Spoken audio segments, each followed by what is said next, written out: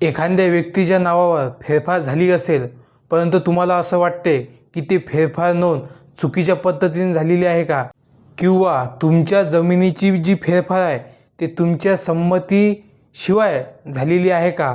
तर आजचा हा व्हिडिओ खास तुमच्यासाठी आहे. व्हिडिओ पूर्ण पहा. व्हिडिओ अगदी सोप्या भाषेत राहणार आहे आणि फेरफार संबंधित जर काही अडचणी असेल तर तुम्ही त्या ठिकाणी कमेंट बॉक्समध्ये मांडू शकता.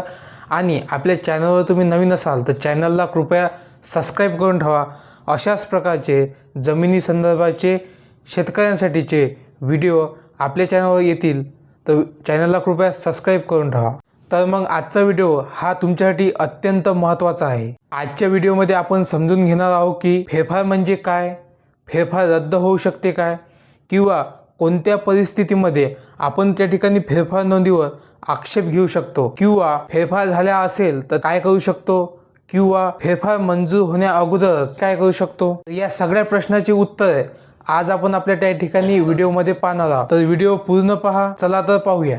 मंडळी, आपण गावाकडे त्या ठिकाणी नेहमीच माझा फेरफार मंजूर झाला, किंवा माझा फेरफार नंबर आला, किंवा आज माझा फेरफार झाला, अशा अनेक फेरफाराबद्दलच्या गोष्टी ऐकतो. तर नेमकी फेरफार म्हणजे काय त्याने आपण पाहूया. फेरफार म्हणजे सोप्या भाषेत पाहिलं तर एखाद्या जमिनीची मालकी हस्तांतरित होऊन दुसऱ्या व्यक्तीकडे जाणे.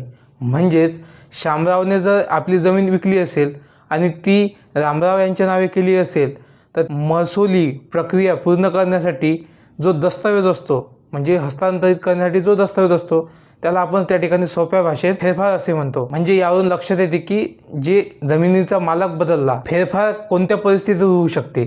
तर फेरफार त्या ठिकाणी तुमची जर वाटणी झाली असेल शेताची, किंवा तुमच्या शेत जमिनीचा हक्क दुसरीकडे गेलेला असेल, किंवा त्या ठिकाणी वारसाची नोंद जर करायची असेल, तर अशा परिस्थितीत त्या ठिकाणी फेरफार करणे गरजेचे आहे. तसेच फेरफार झाला म्हणजे तुमच्या मालकीचा हा अंतिम पुरावा आहे का, तर ते सुद्धा पाहूया आपण.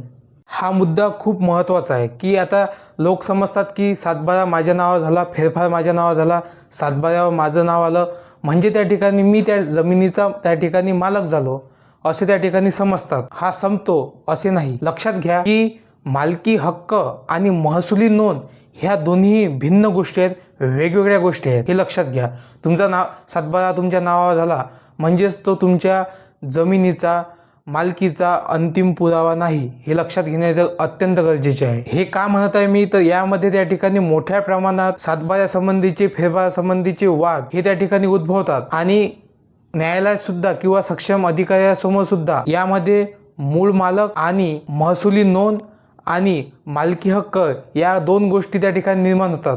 तर म्हणून इथे लक्षात घेण्याजोगती गोष्ट आहे की आपला जो महसुली नोंद आहे ते आपल्याला बरोबर ठेवणे गरजेचे आहे. आपण जो फेरफार करतो त्या महसुली नोंदीकडे दुर्लक्ष करून चालणार नाही. आता आपण त्या ठिकाणी मुख्य प्रश्नावर येऊ की फेरफार रद्द होऊ शकतो का. तर हो, फेरफारामध्ये दुरुस्ती, बदल आणि फेरफार रद्द सुद्धा होऊ शकतो. मात्र फेरफार रद्द होणे हे त्या ठिकाणी परिस्थितीवर अवलंबून आहे.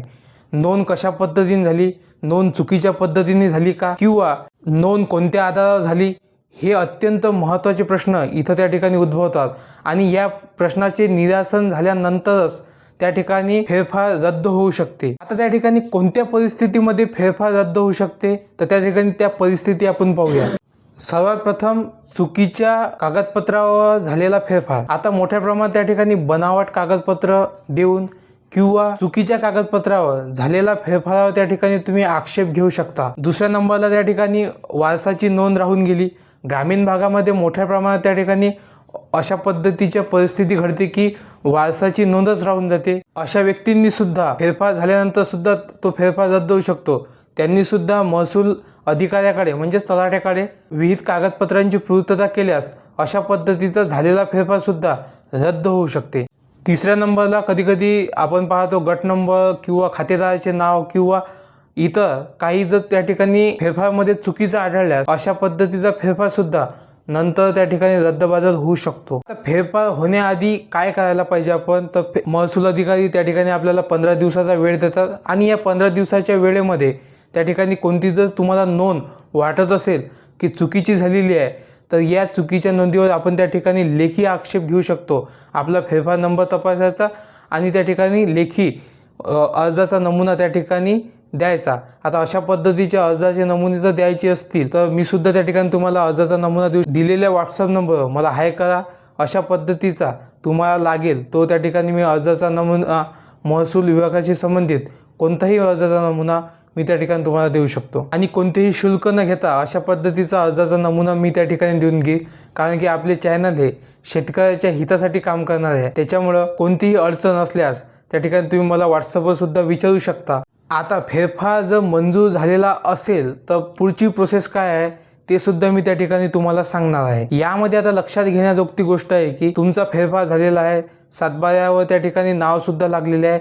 तर अशा परिस्थितीत आता फेरफार रद्द होऊ शकतो का? तर वारस नोंद राहून गेली किंवा इतर काही गोष्टी राहून गेल्या असतील तर आता काय करायचे? तर सगळ्यात पहिले त्या ठिकाणी जो फेरफार आहे तो तपासा. कोणत्या आधारावर तो फेरफार झालेला आहे तो तपासा. त्यामध्ये असलेले त्या ठिकाणी चुकीची नोंद असेल तर ते त्या ठिकाणी तपासा. उपलब्ध असलेले त्या ठिकाणी पुरावे तपासा. आणि त्यानंतर त्या ठिकाणी चांगल्या वकिलामार्फत सिव्हिल कोर्टात अर्थातच दिवाणी न्यायालयात त्या ठिकाणी खटला दाखल करू शकता. आणि या संबंधीचे काही मार्गदर्शन लागल्यास त्या ठिकाणी मी सुद्धा तुम्हाला देऊ शकतो.